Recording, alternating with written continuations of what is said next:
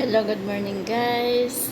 Bago ang lahat, good morning, good afternoon, good evening, saan man tayong sulok ng mundo. Sana'y nasa mabuting kalagayan po tayong lahat. Ibig ko sa ano ko lang kasi guys, gusto ko lang i-share about sa habit. Ano nga ba ang habit? Ang salitang habit. Tulad natin, tulad mo, ikaw nanood. Ang habit mo ngayon mag-reels kasi nauuso ang reels, 'di ba?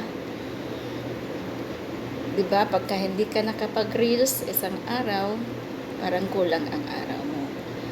Ako naman ang habit ko, eto, ayan.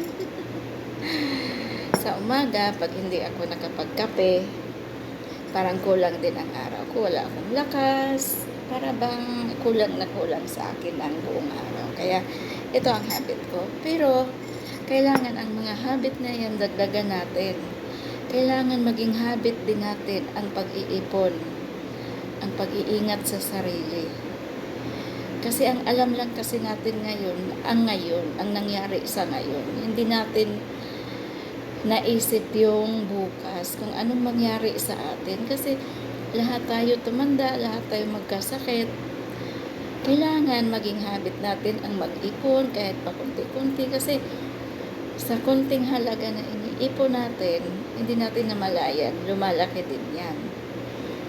Kaya tayo ko sa lahat, lalo na yung maliliit pa yung mga anak ngayon na wala pang college, sana po maging habit nyo yung pag-iipon dahil pag nagkaroon kayo ng college, doon nyo makikita ang hirap sa buhay tulad ng nangyari sa akin ngayon. Sana maging example sa inyo yung nangyari sa buhay ko ngayon na sobrang lipit ko kasi hindi ko pinapaghandaan yung pag-college ng anak ko. Kaya ngayon, naging habit ko ang pag-iipon kahit pakunti-kunti lang, kahit 20-20 araw-araw or 10 or 20.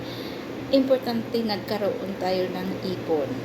Ganun yun. Tapos, dinagdag ko na sa habit yung pang healthcare ko kasi hindi naman tayo habang buhay malakas.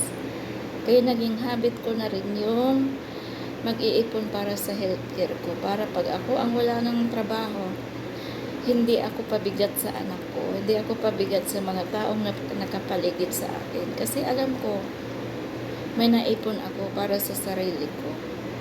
Siyempre guys, pag tayo nagkasakit, hindi tayo agad-agad papunta sa hukay. Dadaan muna tayo sa hospital. Kaya sana po, pagdaliin natin ang habit. Yan lang po. God bless.